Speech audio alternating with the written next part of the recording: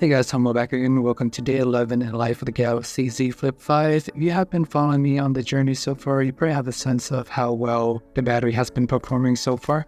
And for fun, I did watch MKBHD's video and his review with the Flip 5. I was surprised he did not notice any difference in terms of battery life. For me, I saw a significant improvement from last year compared to this model, at least 30% or so. It's not scientific by any means, but when I used the Flip 4 around 9 a.m. in the morning, by 7 p.m. or so after I get off work, I would need to charge it. But with the Z Flip 5, if I start my day at 9 a.m., it will guarantee that it will last me to at least midnight, if not longer, under light to moderate usage. So for me personally, I've been very impressed with the battery life with the Galaxy Z Flip 5 so far. But today I'm going to do something a little bit different and talk about my experience using the Flip 5 and also my experience using the Moto Razr Plus. And I'll let you guys know which phone I would recommend after using both phones. We've got a few days left as we're approaching the end of this journey, and then I'm going to switch over to the Pixel 8. But before we jump into the comparison, I just want to give a quick shout out to my partner Mint Mobile. I've been using them for several weeks and they're just as fast as my current provider for a fraction of the cost. For a limited time only, they cost $15 a month. You get unlimited text and data, and this offer is good until the end of October.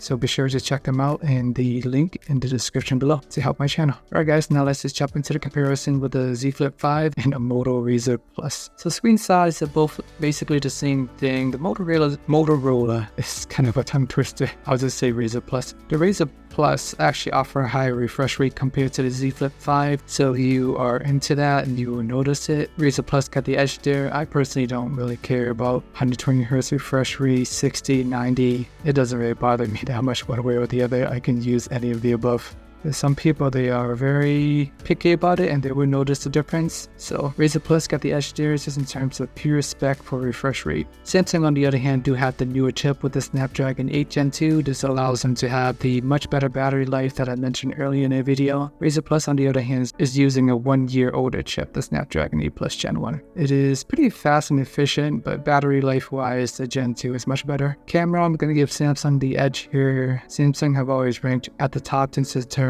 of photo quality. In the videos, it's pretty decent as well. Although one thing I do want to point out with the Razr Plus, you can actually download the Google Camera APK and use the Google Camera application on the Razr phone, which is pretty cool. That allows you to get excellent video recording. I couldn't get the pictures to work when I was using it, but anytime you sideload an APK, it may be a little bit funky. Just an alternative way to offset it to improve your camera experience on the Razr Plus. And since the Razr Plus has been out for much longer, you can go on Amazon right now, get it at a renewed price at $600. They both released at $1,000. I personally have been a really big fan of these renewed phones. They work just as well and haven't had any issues with them, and kind of helps the environment. Give these phones a second life, you get some savings. Even the Flip 5 I'm using right now is technically a new used phone and I haven't had any issues with it. So you're willing to buy a phone that is not brand new, I think you get pretty much the same experience and you get really good savings.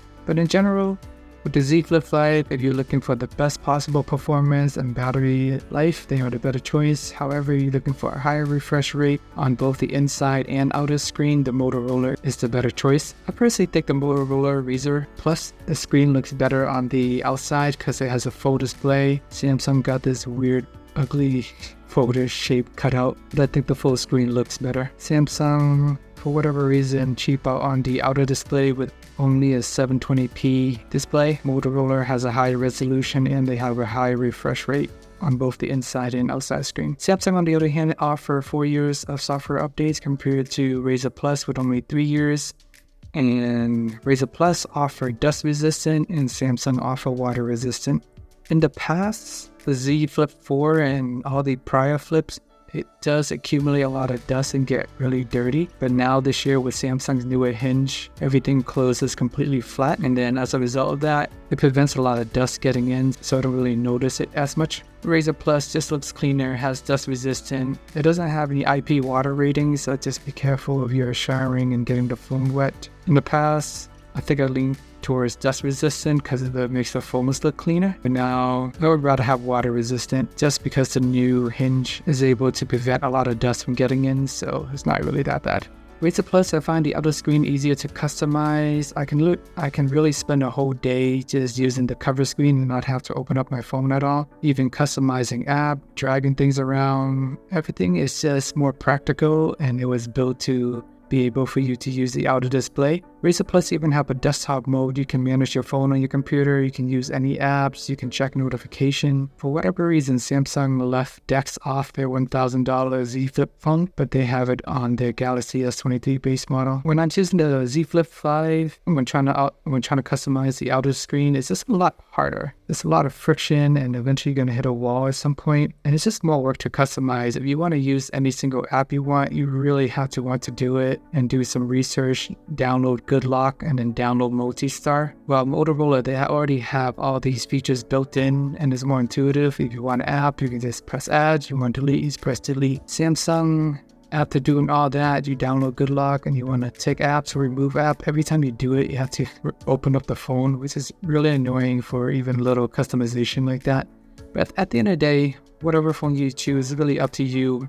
Motorola's underdog here. They have the better screen, they have desktop mode, and a bolder looking cover screen on the outside. Then you have the overdog Samsung with the newer chip, the better battery, the better camera, and longer software support. I say the choice is closer than what most people would think, but Motorola definitely won my heart this year just in terms of the Moto Razr Plus and everything that they have to offer compared to Samsung. But unfortunately, I was slightly lean towards Samsung for the better chip, the better battery, the better camera, and longer software support. So those are all things that are important to me. If you want some of the pure higher specs, higher resolution display in the front, higher refresh rate, desktop mode, a cooler looking full screen display in the front, then get the underdog Motorola. Alright guys, let me know what your experience has been with both phones and which one do you prefer. Thank you for watching. Remember to like and subscribe. Please check out day 10 if you haven't already, and see you guys in the next video.